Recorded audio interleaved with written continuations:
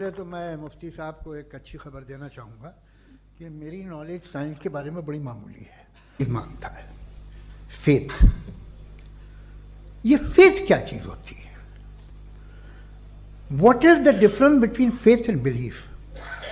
یہ تو بہت ہی احمقانہ بات ہوگی کہ کوئی آدمی کہے صاحب اگر خدا ہے تو مجھے دکھائیے. یہ تو جاہلانہ بات ہوئی. ٹھیک ہے، نہ کوئی ریشنل ہے، نہ کوئی پروف ہے، نہ کوئی گواہ ہے،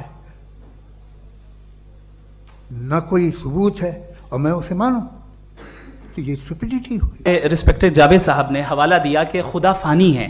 کتنے مذہب آگے چلے گئے، کسی نے جوپیٹر کو خدا مانا، کسی نے کسی کو مانا. میں کہتا ہوں جس نے کانٹینجنٹ چیز کو خدا مانا غلط مانا، وہ خدا ہی نہیں، وہ خدا ہی نہیں ہے.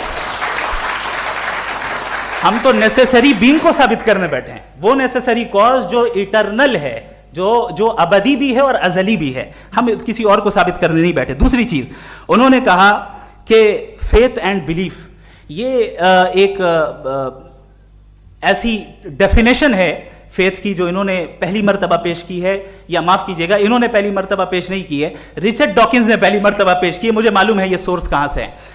ایپسٹیمولوجیکلی فیتھ اور بلیف کا فرق آپ اس طرح نہیں کر سکتے سر. فیتھ صحیح بھی ہوتا ہے، غلط بھی ہوتا ہے. بلیف صحیح بھی ہوتا ہے، غلط بھی ہوتا ہے. جو لاجک، ریزن اور ایویڈنس سے بیکڈ ہوگا وہ فیتھ صحیح ہوگا. اور آپ جس فیتھ کی بات کر رہے ہیں کہ ان لاجیکل ہے اور اس کے پیچھے نہیں ہے، تو we are on the same page. ہم نہیں مانتے اس فیتھ کو. جو فیتھ ایسا ہو جس کے پیچھے کوئی لاجک نہ ہو، ایویڈنس نہ ہو، ہم نہیں مانتے. ہم تو اس فیتھ کے قائل ہیں جس کے پیچھے لاجک ہو اور ایویڈنس ہو. تو بڑی چیز انہوں نے پوچھا اسٹوپیڈیٹی پھر کیا ہے؟ اگر فیتھ ریلیجن اسٹوپیڈیٹی نہیں ہے تو اور کیا ہے؟ چونکہ فیتھ کا مطالبہ کرتے ہیں تو اسٹوپیڈیٹی کیا ہے؟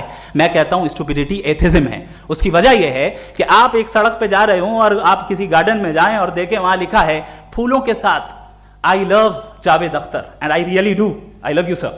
سو جب آپ وہاں پر پہنچے تو وہاں پہنچ کر اب یہ بتائیں، کیا آپ یہ کہیں گے واو واٹ اے نیچرل سلیکشن؟